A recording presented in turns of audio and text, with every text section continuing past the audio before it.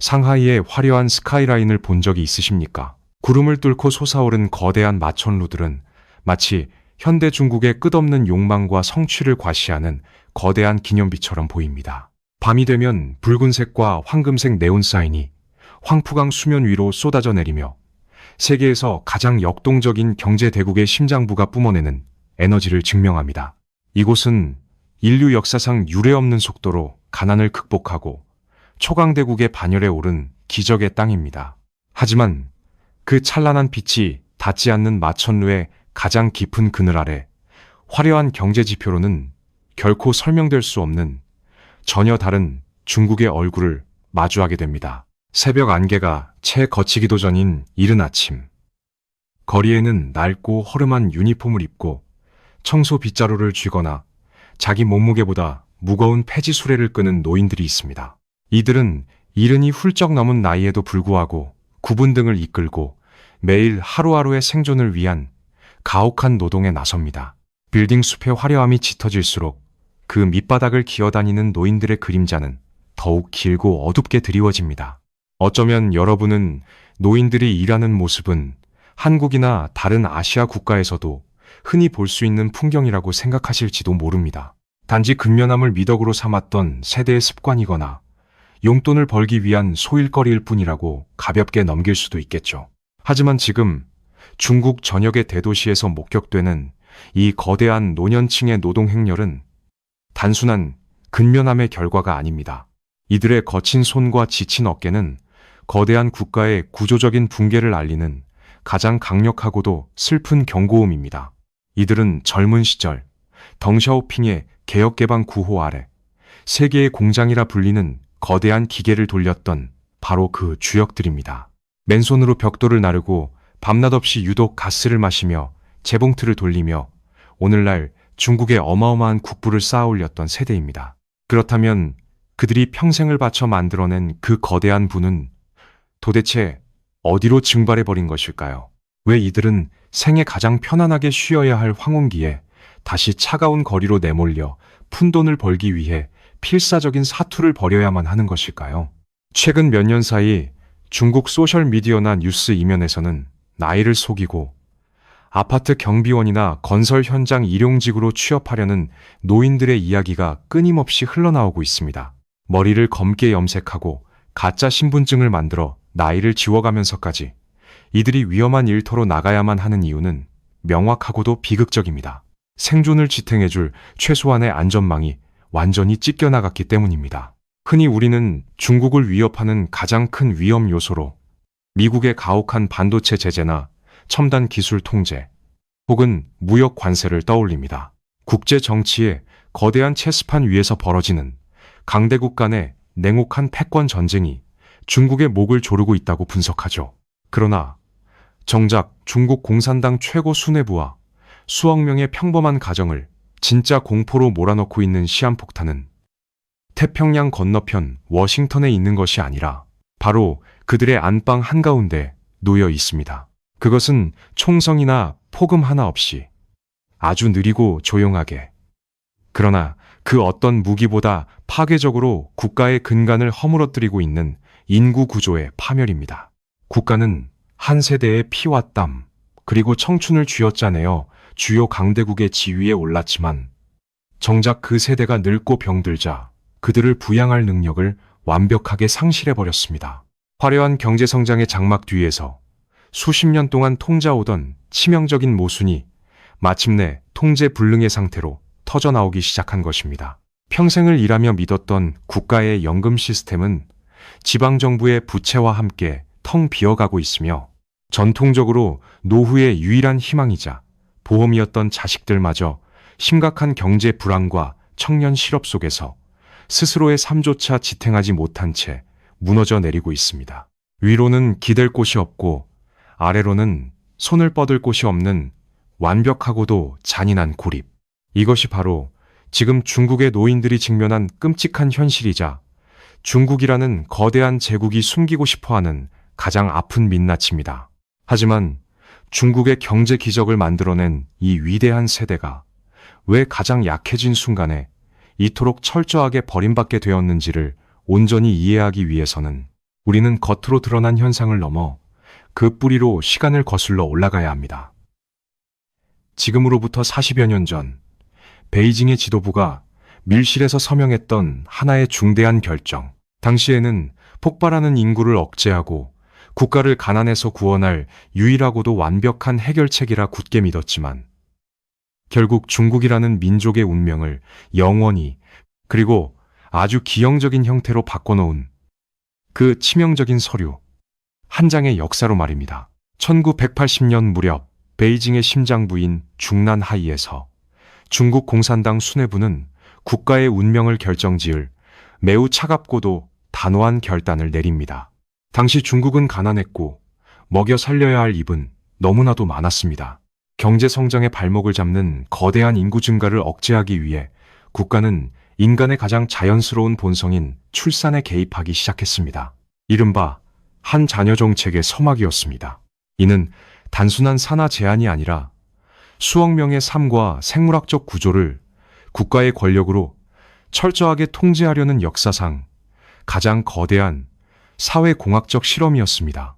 이 정책은 초기에는 마법과도 같은 효과를 발휘했습니다. 부양해야 할 어린아이가 줄어들자 젊은 부모들은 오직 공장과 일터로 나가 생산에만 전념할 수 있었습니다. 이렇게 형성된 막대한 잉여 노동력과 저축은 인구 배당 효과를 만들어내며 중국을 세계의 공장으로 탈바꿈시키는 핵심 동력이 되었습니다.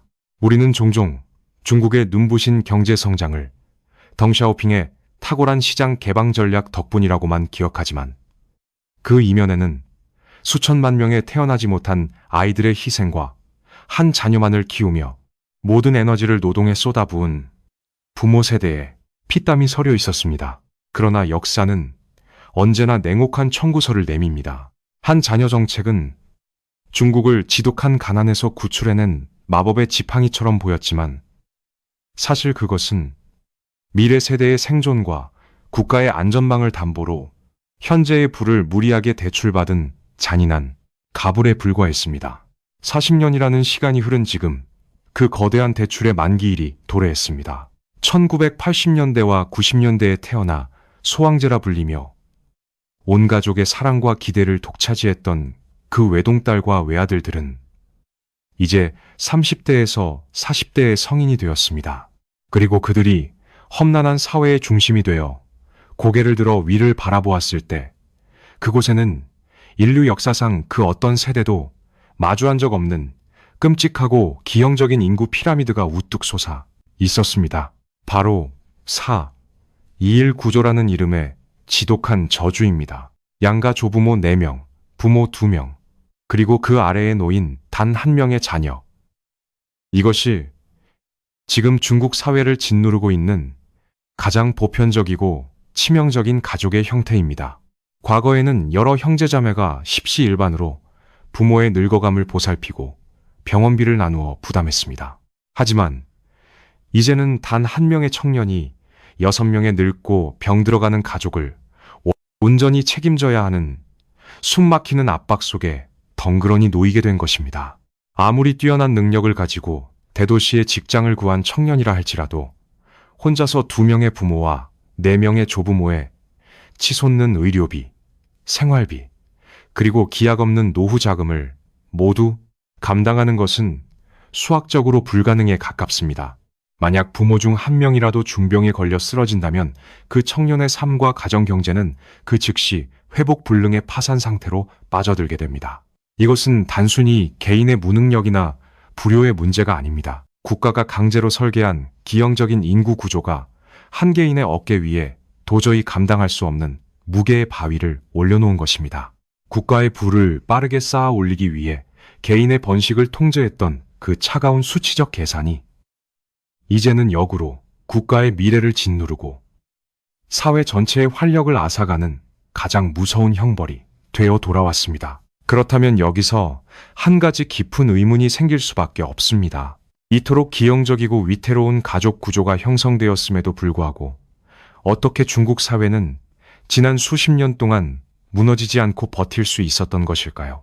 한 명의 자녀가 감당해야 할 그 엄청난 부양의 무게를 도대체 무엇이 지탱해주고 있었기에 중국의 평범한 가정들은 그토록 오랜 시간 동안 불만의 목소리 없이 거대한 번영의 환상 속에 머물 수 있었던 것일까요?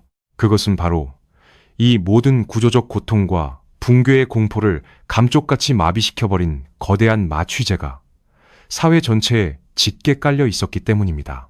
뼈를 깎는 고통조차 느끼지 못하게 만들었던 국가와 국민 모두가 맹목적으로 열광했던 콘크리트의 마법. 하지만 어느 날 그 환상이 깨어졌을 때의 대가는 상상을 초월하는 것이었습니다. 과연 그 치명적인 마취제의 진짜 이름은 무엇이었을까요? 우리가 흔히 생각하는 집은 피곤한 하루를 마치고 돌아와 사랑하는 가족과 함께 쉬는 평안한 안식처일 것입니다. 하지만 지난 20여 년 동안 중국인들에게 집은, 아니 더 정확히 말해 아파트라는 이름의 차가운 콘크리트 덩어리는 단순한 거주 공간을 넘어선 완벽한 종교이자 절대적인 구원이었습니다. 기형적인 사회 일, 가족 구조가 낳은 엄청난 부양의 압박 속에서 중국인들이 찾아낸 유일한 탈출구는 바로 부동산 불패 신화였습니다. 단 한 명의 자녀가 감당해야 할 미래의 짐이 너무나도 무거웠기에 4명의 조부모와 2명의 부모는 자신들이 평생토록 뼈 빠지게 일하며 안 먹고 안 입어 모은 모든 재산과 노후 자금을 영혼까지 끌어모아 자식의 아파트를 사는데 쏟아부었습니다. 중국 사회에서 젊은 남성이 결혼을 하기 위해 번듯한 아파트 한 채를 소유하는 것은 선택이 아닌 절대적인 필수 조건이 되었기 때문입니다. 이렇게 6명의 어른이 오직 1명의 자녀를 위해 가문의 모든 부를 하나의 콘크리트 상자 안에 밀어넣는 기이한 자본의 집중 현상이 대륙 전역에서 일어났습니다. 그렇다면 왜 이 노인들은 자신의 비참한 노후를 대비할 생명줄 같은 마지막 돈마저 기꺼이 콘크리트에 묻어버린 것일까요? 그것은 끝없이 치솟는 아파트 가격이 만들어낸 거대한 환상 때문이었습니다. 베이징, 상하이, 선전과 같은 일선 도시의 아파트 가격은 뉴욕이나 런던의 집값을 훌쩍 뛰어넘을 정도로 폭등했습니다. 어제 산 아파트가 오늘 눈을 뜨면 몇 천만 원이 오르고 내일이 되면 또 억 단위로 뛰어오르는 미친 듯한 상승장 속에서 사람들은 자신이 엄청난 부자가 되었다는 착각에 깊이 빠져들었습니다. 원만 늙은 부모들은 해진 옷을 입고 시장에서 몇백 원짜리 채소값을 깎으면서도 자식 명의로 된 아파트 가격표를 보며 안도하고 미소 지었습니다. 만약 자신이 큰 병에 걸리거나 요양원에 가야 할 위급한 상황이 오면 언제든지 저 비싼 아파트를 팔거나 담보로 잡혀 병원비와 생활비를 거뜬히 해결할 수 있을 것이라 굳게 믿었던 것입니다. 즉, 중국에서 부동산은 단순한 재테크 수단이 아니라 국가가 보장해주지 못하는 얄팍한 복지와 연금을 대신하는 거대한 사적 사회 안전망 그 자체였습니다. 사람들은 불완전한 국가의 복지 시스템을 믿은 것이 아니라 영원히 오를 것이라 맹신했던 콘크리트의 가격표를 자신들의 유일한 연금으로 삼았습니다. 이 거대한 콘크리트 마취제는 중국 사회 곳곳에서 터져 나와야 할 구조적인 불만과 세대 간의 갈등을 완벽하게 잠재웠습니다. 젊은이들은 부모의 희생을 발판 삼아 중산층의 환상에 젖어들었고, 노인들은 부동산이라는 든든한 보험이 자신들의 마지막을 지켜줄 것이라 확신하며 오늘 하루의 고된 노동을 묵묵히 견뎌냈습니다. 지방정부 역시 끝없이 땅을 개발하고 팔아 막대한 부를 축적하며 이 화려한 경제적 파티를 부추겼습니다. 모든 것이 완벽해 보였습니다. 영원히 꺼지지 않을 불꽃처럼 중국의 밤하늘은 부동산 개발이 만들어낸 화려한 타워 크레인의 불빛들로 찬란하게 빛났습니다. 이 거대하고도 기형적인 시스템은 마치 자전거 페달을 밟는 것과 같아서 가격이 계속해서 오르며 앞으로 나아가는 동안에는 절대로 넘어지지 않는 구조였습니다. 하지만 세상에 영원한 마법은 존재하지 않습니다. 자본의 탐욕과 거품의 크기가 하늘에 닿을 무렵 누구도 예상치 못했던 가장 차갑고 잔인한 현실의 바람이 불어오기 시작했습니다. 영원할 것 같았던 숫자들의 미친 춤판이 멈추고 3대를 지켜주리라 굳게 믿었던 그 거대한 콘크리트 성벽에 쩍쩍 갈라지는 소리와 함께 치명적인 균열이 가기 시작한 것입니다. 그리고 그 균열은 사람들의 모든 희망과 미래를 깊고 어두운 심연 속으로 순식간에 끌어내리기 시작했습니다. 과연 그 화려한 성벽이 무너져 내렸을 때 그 잔해에 깔려 가장 먼저 숨을 헐떡이며 비명을 지르게 된 이들은 누구였을까요? 거대한 콘크리트 성벽이 무너져 내렸을 때 그 잔해에 깔려 가장 먼저 숨을 헐떡이며 비명을 지르게 된 이들은 누구였을까요? 그것은 바로 이 모든 시스템의 가장 밑바닥을 지탱하고 있던 청년 세대와 그들에게 모든 것을 걸었던 노인들이었습니다. 헝다그룹을 비롯한 거대한 부동산 개발 업체들이 줄줄이 파산하고 영원히 오를 것만 같았던 집값이 곤두박질 치기 시작하자 중국 경제의 심장 박동은 차갑게 식어갔습니다. 공장들은 문을 닫았고 화려한 도심의 사무실들은 텅 비기 시작했습니다. 그리고 이 거대한 경제적 빙하기에 가장 가혹한 직격탄을 맞은 것은 아이러니하게도 4.1 가족 구조의 꼭대기에서 모든 기대를 한 몸에 받고 자라난 단 한 명의 자녀들, 바로 청년 세대였습니다. 과거에는 명문대학을 졸업하고 대도시에 입성하기만 하면 성공이 보장되는 듯 했습니다. 부모와 조부모가 평생을 바쳐 마련해준 아파트에 살며 번듯한 직장에서 돈을 벌어 늙어가는 가족들을 부양할 것이라는 완벽한 시나리오가 존재했죠. 하지만 지금 중국의 청년들이 마주한 현실은 참혹하기 그지없습니다. 청년 실업률은 역사상 최고치를 갱신하며 통계 발표마저 일시적으로 중단해야 할 정도로 끔찍한 수준에 이르렀습니다. 수많은 젊은이들이 수백 장의 이력서를 내고도 면접조차 보지 못하며 고학력 배달원으로 내몰리거나 아예 부모의 집으로 돌아가 칩거하는 전업 자녀가 되고 있습니다. 부모가 평생의 빚을 내어 사준 대도시의 아파트는 매달 갚아야 할 무거운 은행, 이자라는 족쇄가 되어 청년들의 목을 조르고 집값은 폭락하여 팔고 싶어도 팔 수조차 없는 거대한 애물단지가 되어버렸습니다. 이러한 짙은 절망 속에서 중국 청년들 사이에서는 탕핑, 즉 바닥에 평평하게 누워 아무것도 하지 않는다는 자조 섞인 문화가 들불처럼 번져나갔습니다. 나아가 모든 것을 포기하고 썩도록 내버려 둔다는 바이란이라는 단어까지 유행하고 있습니다. 이것은 결코 그들이 게으르거나 부모에 대한 효심이 부족해서가 아닙니다. 아무리 뼈 빠지게 발버둥 쳐도 도저히 넘을 수 없는 거대한 구조적 장벽 앞에서, 그리고 혼자서 6명의 노후를 책임져야 한다는 숨막히는 압박감 앞에서 그들이 선택할 수 있는 유일하고도 슬픈 생존 방식이자 세상을 향한 조용한 파업인 것입니다. 자신 혼자만의 입에 풀칠하기도 벅찬 삭막한 현실 속에서 늙고 병들어가는 부모와 조부모의 엄청난 병원비와 생활비를 온전히 감당한다는 것은 애초에 풀 수 없는 잔인한 수학 공식이 되어버렸습니다. 청년들이 차가운 방바닥에 쓰러져 다시 일어서지 못할 때 그 치명적인 충격은 고스란히 그들을 노심초사 바라보고 있던 늙은 노인들에게로 전이되었습니다. 아들과 딸의 화려한 성공과 멈추지 않는 부동산의 가치 상승만을 굳게 믿고 자신의 땀 묻은 모든 노후 자금을 털어넣었던 부모 세대는 이제 텅 빈 지갑을 쥐고 고개 숙인 자식의 굽은 뒷모습을 보며 억장이 무너지는 고통을 온몸으로 겪고 있습니다. 자식이라는 유일한 사적 안전망이 산산조각 나는 순간 노인들의 팍팍한 삶을 벼랑 끝에서 지탱하던 마지막 밧줄이 허망하게 끊어져 버린 것입니다. 자식에게 경제적으로 의존할 수도 없고 폭락해버린 아파트를 현금화하여 병원비로 쓸 수도 없는 지독한 진퇴양난의 잎에 완전히 빠져버린 것이죠. 그렇다면 평생을 국가의 발전을 위해, 그리고 오직 가족의 미래를 위해 자신의 모든 것을 희생했던 이 가여운 노인들이 마지막으로 구원의 손을 뻗을 수 있는 곳은 과연 어디일까요? 가족이라는 따뜻한 울타리가 경제적 한파 속에 완전히 붕괴되었을 때 수억 명에 달하는 늙고 지친 노인들의 간절한 눈빛은 자연스럽게 자신들의 최후의 보루를 향하게 됩니다. 바로 국가, 그리고 정부가 수십 년 전부터 굳게 약속했던 공적연금 시스템입니다.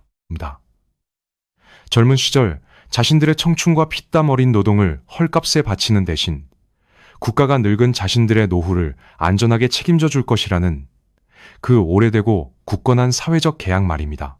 하지만 그들이 떨리는 손으로 마지막 희망을 품고 국가의 거대한 금고문을 두드렸을 때 그곳에는 그들을 더욱 깊고 어두운 절망의 심연으로 가차없이 밀어넣을 그 누구도 상상조차 하지 못했던 또 다른 끔찍한 진실이 입을 벌리고 기다리고 있었습니다. 노인들이 마지막 희망을 품고 두드렸던 국가의 거대한 금고문. 사람들은 흔히 중국의 막강한 중앙정부, 즉 베이징이 그 엄청난 국부를 바탕으로 노인들의 연금과 의료비를 책임질 것이라 막연히 생각합니다. 하지만 이 거대한 국가의 시스템을 한꺼풀만 벗겨보면 숨이 턱 막히는 아찔한 진실과 마주하게 됩니다. 중국의 연금과 건강보험기금은 베이징에 있는 하나의 거대한 마법의 주머니에서 화수분처럼 쏟아져 나오는 것이 아닙니다. 그것은 각 성과시, 즉 지방 정부들의 지갑에서 직접 지불되는 철저한 분권형 구조를 가지고 있습니다. 그렇다면 여기서 우리는 아주 근본적인 질문을 던져야 합니다. 이 지방 정부들은 도대체 무슨 돈으로 그 수많은 노인들의 복지 비용을 감당해 왔던 것일까요? 이 질문에 대한 답이야말로 중국 경제가 품고 있던 가장 기형적이고도 치명적인 비밀입니다. 지난 수십 년 동안 중국의 지방 정부들은 일반적인 행정기관이라기보다는 차라리 거대한 부동산 개발업체에 가까웠습니다. 그들의 가장 핵심적인 수입원은 기업이나 개인에게서 걷는 일반적인 세금이 아니었습니다. 농민들의 땅을 헐값에 수용하여 용도를 변경한 뒤 그것을 민간 부동산 개발업체에 비싼 값에 임대하여 막대한 토지 양도 수익을 챙기는 것이 지방정부 재정의 절대적인 비중을 차지했습니다. 땅을 팔아 번 돈으로 화려한 도로를 깔고 지하철을 뚫어 겉보기에 완벽한 경제 성장을 증명하고 다시 그 주변의 땅값을 올려 또다시 땅을 파는 이 끝없는 팽창의 굴레. 바로 이 거대한 땅 장사에서 쏟아져 들어온 어마어마한 현금이 지방정부의 금고를 가득 채웠고 그 돈의 일부가 노인들의 연금과 의료보험기금을 적자 없이 지탱해주는 생명수 역할을 해왔던 것입니다. 즉, 우리가 보았던 중국의 거대한 복지 시스템은 사실 튼튼하고 안정적인 국가 경제의 결과물이 아니라 미친 듯이 부풀어 오르던 부동산 거품이 만들어낸 아슬아슬한 파생 상품에 불과했습니다. 그런데 헝다 사태를 시작으로 아파트 가격이 폭락하고 부동산 개발업체들이 줄도산하면서 가장 먼저 벌어진 끔찍한 연쇄 반응은 바로 건설사들이 더 이상 지방정부의 땅을 사지 않게 된 것입니다. 토지 판매 수익이 하루아침에 증발해버리자 지방정부의 지갑은 순식간에 텅 비어버렸습니다. 설상가상으로 과거에 무리하게 신도시와 인프라를 건설하느라 융자 플랫폼을 통해 끌어다 쓴 지방정부 부채라는 이름의 거대한 그림자 금융은 이제 천문학적인 이자를 요구하며 그들의 숨통을 조르기 시작했습니다. 현금이 말라버린 지방정부는 파산 직전의 한계 상황에 내몰리게 되었습니다. 결국 부동산 거품이 터졌다는 것은 단순히 누군가의 집값이 떨어졌거나 건설사가 망했다는 것을 의미하는데 그치지 않습니다. 그것은 국가가 국민에게 약속했던 사회적 안전망의 자금줄이 완벽하게 끊어졌음을 뜻하는 잔인한 사형 선고와도 같았습니다. 곳간이 비어버린 지방정부에게 남은 선택지는 너무나도 명백했습니다. 들어오는 돈이 없다면 나가는 돈을 틀어막아야만 했습니다. 그리고 그들이 가장 먼저 예산 삭감의 칼날을 들이댄 곳은 다름 아닌 사회의 가장 취약한 계층이자 자신들의 뼈와 살을 깎아 국가에 바쳤던 늙고 병든 노인들의 몫이었습니다.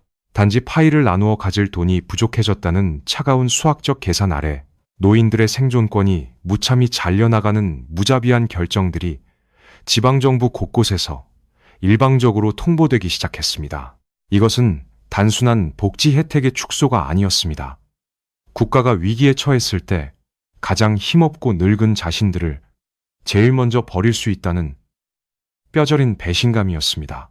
평생을 침묵하고 통제에 순응하며 국가가 시키는 대로 살아왔던 심지어 하나뿐인 자식마저 벼랑 끝에 몰려 기댈 곳 없는 수백만 명의 노인들은 자신들의 마지막 목숨줄인 의료 보조금마저 절반 가까이 삭감당하자 마침내 평생 억눌러 왔던 분노를 터뜨리기 시작했습니다. 그리고 잃을 것이 아무것도 남지 않은 늙고 병든 사람들의 처절한 분노는 베이징의 최고 지도부가 거리에서 절대 마주치고 싶지 않았던 가장 두렵고도 낯선 형태의 거대한 파도를 만들어냈습니다. 2023년 2월에 매서운 겨울바람이 불던 우한과 다톤의 거리, 촘촘하게 깔린 안면 인식 카메라와 세계 최고 수준의 공안 통제 시스템이 지배하는 이 거대한 국가에서 그 누구도 예상치 못했던 기이하고도 충격적인 광경이 펼쳐졌습니다. 독재의 서슬퍼런 억압 앞에서는 작은 불만조차 숨죽여야 하는 중국의 심장부에서 수천 명, 수만 명의 사람들이 경찰의 바리케이드를 향해 밀고 나오기 시작한 것입니다. 그런데 그 시위대의 맨 앞줄에 서서 목소리를 높이고 있는 이들은 혈기왕성한 대학생들이나 체제 전복을 꿈꾸는 젊은 지식인들이 아니었습니다. 굽은 등과 깊게 파인 주름, 그리고 하얗게 센 머리카락을 흩날리며 거리에 나선 이들은 바로 70대와 80대의 평범하고 늙은 노인들이었습니다. 세계 언론이 이른바 백발운동이라고 부르게 된 이 전례 없는 시위는 절대 권력을 쥔 중국 공산당 수뇌부에게 그 어떤 민주화 요구보다도 더 뼈아프고 두려운 경고장이었습니다. 이 늙고 병든 노인들이 매서운 추위를 뚫고 거리로 쏟아져 나와 인터내셔널가를 부르며 절규했던 이유는 단 하나, 생존이었습니다. 재정이 파탄난 지방정부가 적자를 메우기 위해 노인들의 개인 계좌로 매달 지급되던 의료 보조금을 하루아침에 3분의 1, 심지어 4분의 1 수준으로 무자비하게 삭감해버렸기 때문입니다. 한 달에 불과 몇만 원 수준이던 그 돈은 누군가에게는 적은 액수일지 모르지만 병원비와 약값에 기대어 하루하루 생명을 연장해가던 가난한 노인들에게는 말 그대로 목숨줄과도 같았습니다. 자식마저 경제난에 허덕이며 무너져 내린 상황에서 국가가 약속했던 그 알량한 의료비마저 빼앗기자 이들은 마침내 참아왔던 분노를 터뜨렸습니다. 여기서 우리는 이 백발의 노인들이 지나온 끔찍하고도 장엄한 역사를 되짚어 보아야만 합니다. 이들은 그저 늙고 힘없는 약자들이 아닙니다. 이들은 마오쩌둥 시대의 대약진 운동이 낳은 대기근 속에서 굶주림을 견뎌냈고 10년간 온 나라를 광기로 몰아넣었던 문화대 혁명의 피바람 속에서 살아남은 생존자들입니다. 젊은 시절에는 국가가 시키는 대로 국영 공장에 들어가 푼돈을 받으며 밤낮 없이 기계를 돌렸고 한 자녀 정책이라는 폭력적인 산하 제한에 순응하며 묵묵히 희생했습니다. 오늘날 중국이 자랑하는 눈부신 고속철도와 하늘을 찔러댈 듯한 마천루, 그리고 세계 2위의 경제 대국이라는 화려한 타이틀은 바로 이들이 바친 피와 땀, 그리고 착취당한 청춘의 토대 위에 세워진 것입니다. 가장 혹독한 시대를 견뎌내며 국가에 절대적으로 순응했던 가장 충성스러운 세대가 생의 마지막 순간에 이르러 국가로부터 철저하게 버림받았다는 깊은 배신감에 휩싸인 것입니다. 중국의 강력한 공안 당국도 이 백발의 시위대 앞에서는 몹시 당황할 수밖에 없었습니다. 건장한 청년들이라면 곤봉을 휘둘러 무자비하게 진압하고 감옥에 가두었겠지만 지팡이를 짚고 휠체어에 앉은 늙은 부모 세대를 향해 폭력을 행사하는 것은 체제의 도덕성을 밑바닥부터 뒤흔드는 극도로 위험한 행위였기 때문입니다. 노인들은 두려움이 없었습니다. 이미 잃을 것이 아무것도 남지 않았기 때문입니다. 병원비를 내지 못해 병들어 죽으나 거리에서 공안에 맞서다 죽으나 마찬가지라는 벼랑 끝의 절망감이 통제의 공포를 완전히 집어삼킨 것입니다. 이는 중국 공산당이 인민들과 맺었던 오래된 사회적 계약, 즉 정치적 자유를 포기하고 당에 순응하면 경제적 번영과 안정적인 노후를 보장해주겠다는 그 굳건했던 믿음이 마침내 산산조각 났음을 전 세계에 알리는 신호탄이었습니다. 하지만 백발 노인들의 처절한 외침과 거리의 눈물만으로는 이 잔인하고도 거대한 수학적 붕괴를 결코 막을 수 없었습니다. 시위가 일어난 뒤에도 텅 비어버린 국가의 금고가 기적처럼 다시 채워지는 일은 일어나지 않았습니다. 약속을 지킬 돈이 사라진 국가는 딜레마에 빠졌습니다. 그리고 안에서 워차 터지기 시작한 이 거대한 구조적 위기는 단지 중국 내부의 비극으로만 끝나지 않습니다. 국내의 거대한 불만과 통제 불능의 붕괴를 마주한 절대 권력은 과연 사람들의 시선을 어디로 돌리려 할까요? 안에서 시작된 노인들의 조용한 붕괴는 이제 국경을 넘어 전 세계의 지정학적 지도를 뒤흔들 가장 위험하고도 예측 불가능한 거대한 먹구름으로 변해가고 있습니다. 역사적으로 거대한 제국이나 초강대국이 내부의 치명적인 모순을 견디지 못하고 흔들릴 때 그들은 결코 조용히 무너져 내리지 않았습니다. 안에서 폭발할 것 같은 거대한 압력을 외부로 분출시키는 것. 그것은 인류 역사가 수없이 목격해온 권력의 가장 오래되고 위험한 생존 본능입니다.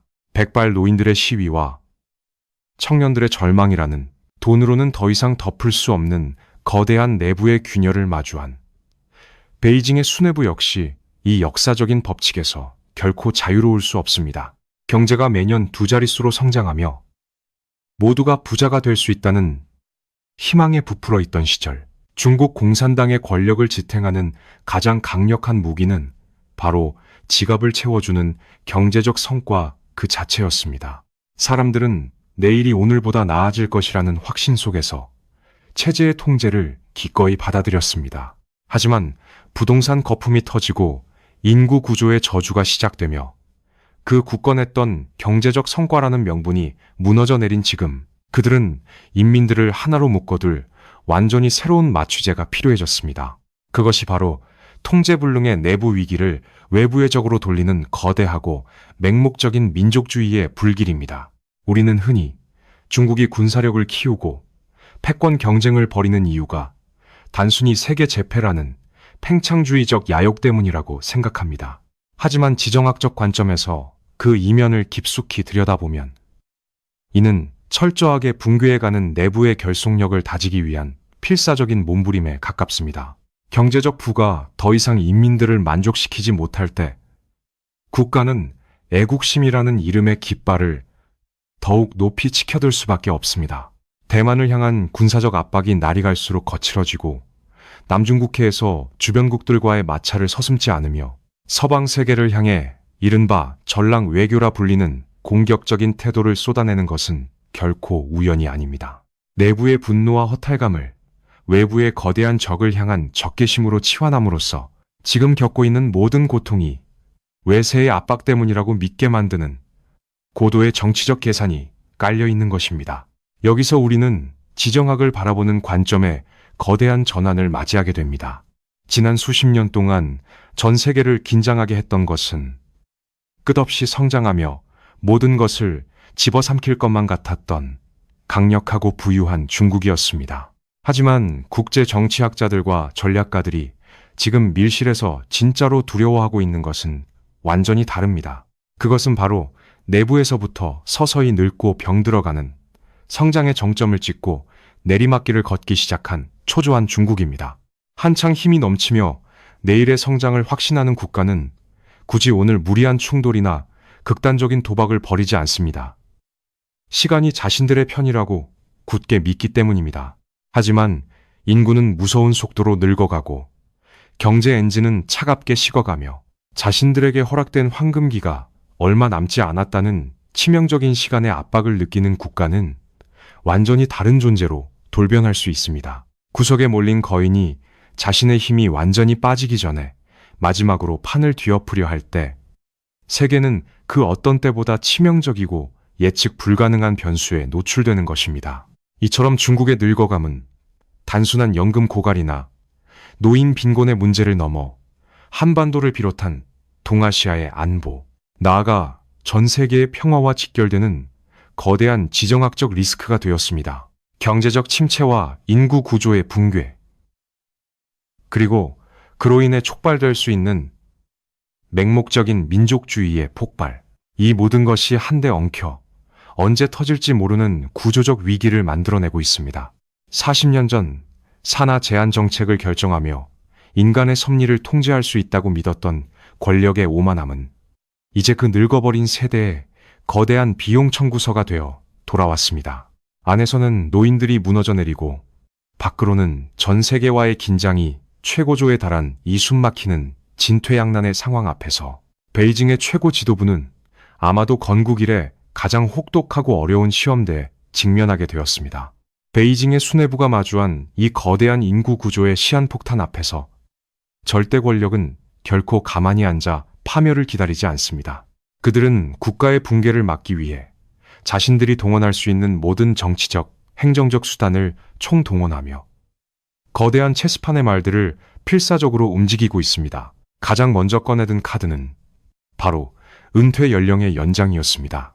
오랫동안 중국은 남성 60세, 여성 55세, 혹은 50세라는 세계에서 가장 이른 은퇴 연령을 유지해왔습니다. 과거에는 젊고 싼 노동력이 넘쳐났기에 일찍 노인들을 쉬게 하고 청년들에게 일자리를 물려주는 것이 가능했습니다. 하지만 연금 기금이 바닥을 드러내고 부양해야 할 노인의 수가 폭발적으로 증가하자 국가는 마침내 이 오래된 약속을 뒤집었습니다.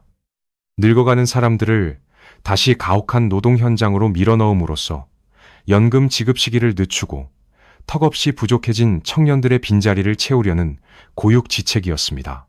이와 동시에 이른바 은빛 경제라는 새로운 구호를 내세우며 늙고 병든 노인들을 사회의 짐이 아니라 새로운 소비 시장이자 국가의 새로운 성장 동력으로 포장하기 시작했습니다.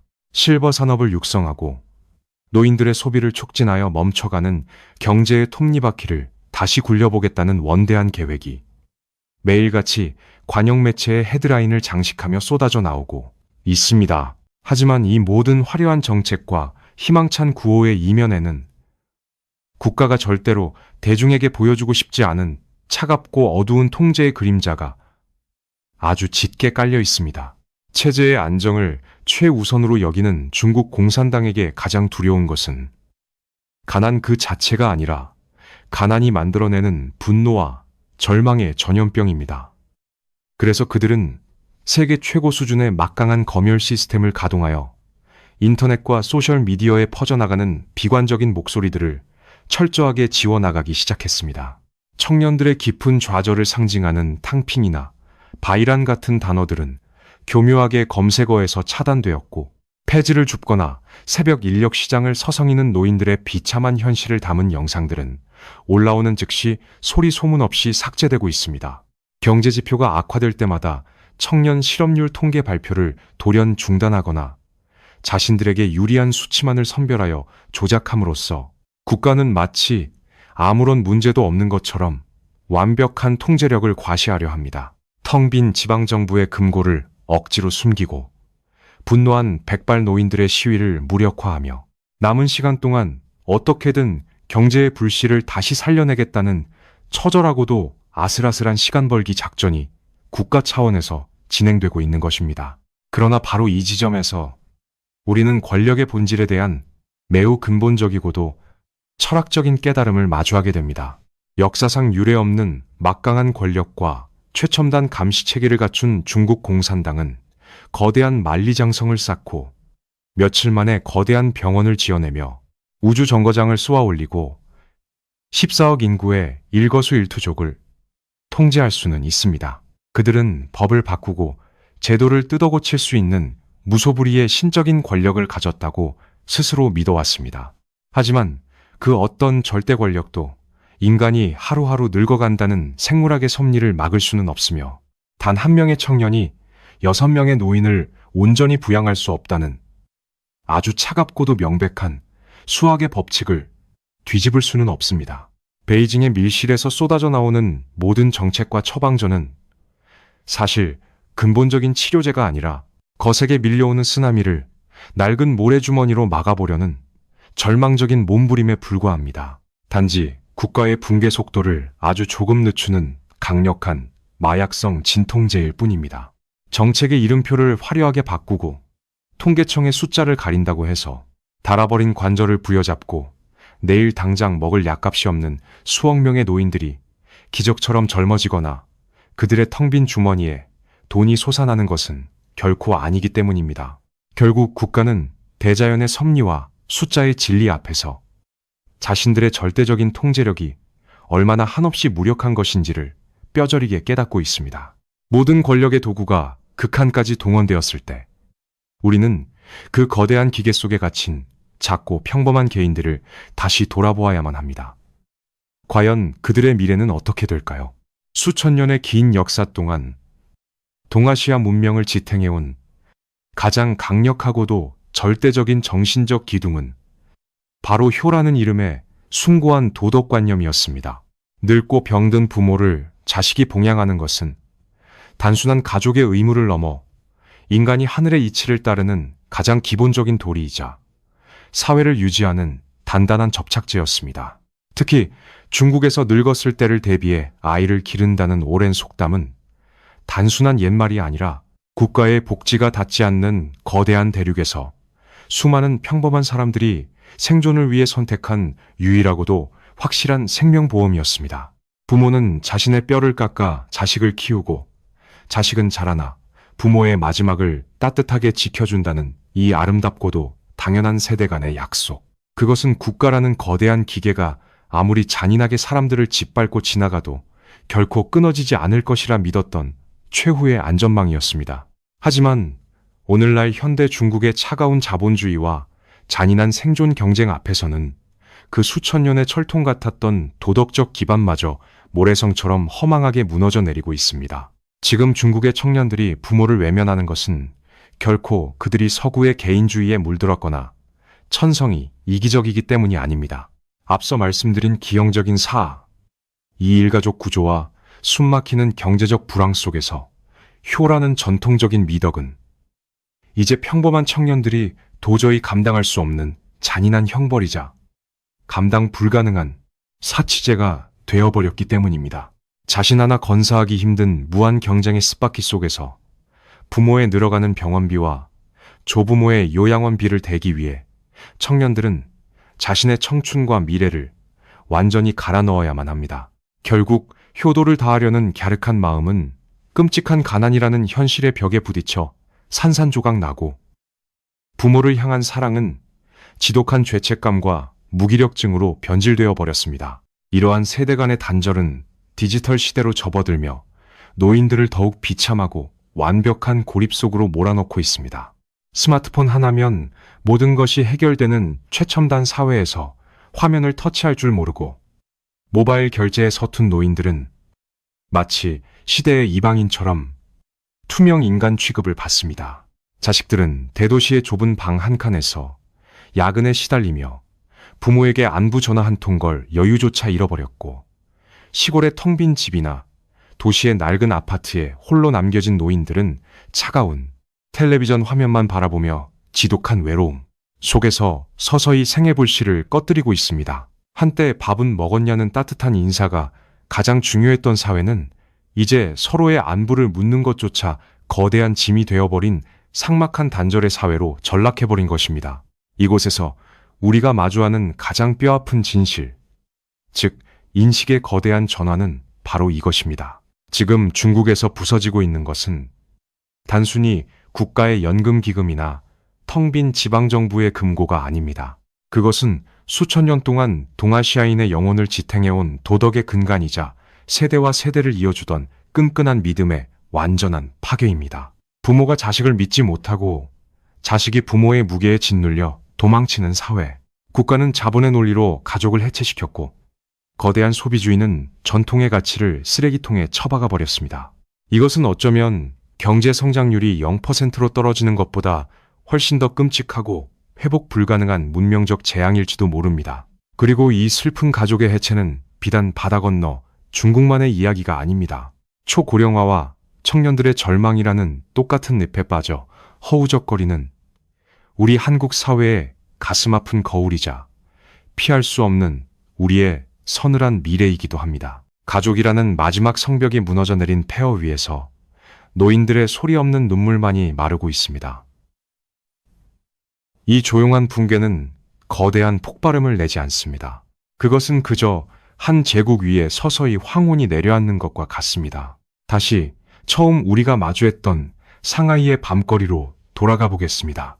화려한 네온 사인이 꺼지고 도시가 깊은 잠에 빠져들 때쯤 거대한 빌딩 숲의 그림자 사이로 낡은 빗자루를 든 노인들이 하나둘씩 모습을 드러냅니다. 젊은 시절 국가의 부름에 따라 공장의 톱니바퀴가 되어 자신의 모든 것을 쏟아부었던 이들은 이제 하얗게 센 머리와 굽은 허리를 이끌고 차가운 새벽 공기를 마시며 거리를 청소하거나 텅 빈 건물을 지키고 있습니다. 이들의 주름진 얼굴 위로 지나가는 자동차의 헤드라이트 불빛이 스칠 때마다 우리는 부자유를 감수하는 대신 풍요로운 노후를 보장받기로 했던 그 오래된 국가와의 굳건했던 계약이 얼마나 처참하게 찢겨나갔는지를 똑똑히 목격하게 됩니다. 그들은 평생을 바쳐 세계의 심장을 뛰게 만들었지만 정작 자신의 심장이 식어가는 황혼기에는 그 누구의 온기도 빌릴 수 없는 차가운 거리로 내몰리고 말았습니다. 중국이 전 세계를 향해 자랑했던 기적 같은 경제 성장의 이면에는 결국 부유해지기도 전에 늙어버렸다는 가장 잔인하고도 치명적인 역사적 함정이 깊게 입을 벌리고 있었습니다. 멈추지 않을 것 같았던 국가의 거대한 고가는 끝없는 탐욕이 빚어낸 콘크리트, 거품과 함께 무너져 내렸습니다. 청년들은 탕핑이라는 이름 아래 거대한 구조적 장벽에 부딪혀 깊은 무기력에 빠진 채 바닥에 쓰러졌으며 수천 년을 굳건하게 이어오던 가족이라는 마지막 방어선마저 경제적 한파 속에 산산조각 나버렸습니다. 세계를 호령하며 미국과 패권을 다투는 초강대국의 심장부에서 벌어지고 있는 이 조용하고도 끔찍한 붕괴는 단지 이웃나라의 불행하거나 실패한 정책의 결과물로만 치부하며 가볍게 넘길 수 있는 문제가 결코 아닙니다. 왜냐하면 지금 중국 대륙 전체는 인류가 단 한 번도 경험해보지 못한 인구 구조의 붕괴와 초고령화라는 재앙이 거대한 국가 시스템을 어떻게 밑바닥부터 무너뜨리는지를 보여주는 역사상 가장 거대하고도 생생한 실험실 그 자체이기 때문입니다. 경제성장이라는 맹목적이고 단기적인 목표를 위해 인간의 가장 자연스러운 삶의 궤적과 번식의 권리를 억지로 통제하고 비틀었을 때, 그리고 자본의 무자비한 탐욕이 모든 사회적 도덕과 가치를 집어삼키도록 방치했을 때, 그 끔찍한 청구서는 사회에서 가장 약하고 늙은 사람들의 목숨줄을 조르는 방식으로 어김없이 청구된다는 뼈아픈 진실을 우리는 지켜보고 있습니다. 이 거대한 비극의 무대 위에서 늙은 노인들이 홀로 흘리는 소리 없는 눈물과 한숨은 어쩌면 머지않은 미래에 우리 한국 사회 나아가 아시아 전체가 피할 수 없이 마주해야 할 가장 서늘하고도 잔인한 우리 자신의 묵시록적인 자화상일지도 모릅니다. 이야기를 마무리하며 우리는 깊고도 무거운 질문 하나를 역사를 향해 던질 수밖에 없습니다. 늙고 병든 세대를 먹여 살릴 동력을 완전히 상실해버린 중국의 화려한 경제 기적은 이제 정말로 그 막을 내리게 된 것일까요? 아니면 베이징의 절대 권력은 수억 명의 약자들을 제물로 삼아서라도 이 잔인한 인구의 저주를 돌파할 또 다른 통제 방식을 기어코 찾아내고야 말 것일까요? 하지만 그 어떤 시나리오가 눈앞에 펼쳐지든 가장 본질적이고도 두려운 질문은 여전히 우리의 귓가를 맴돕니다.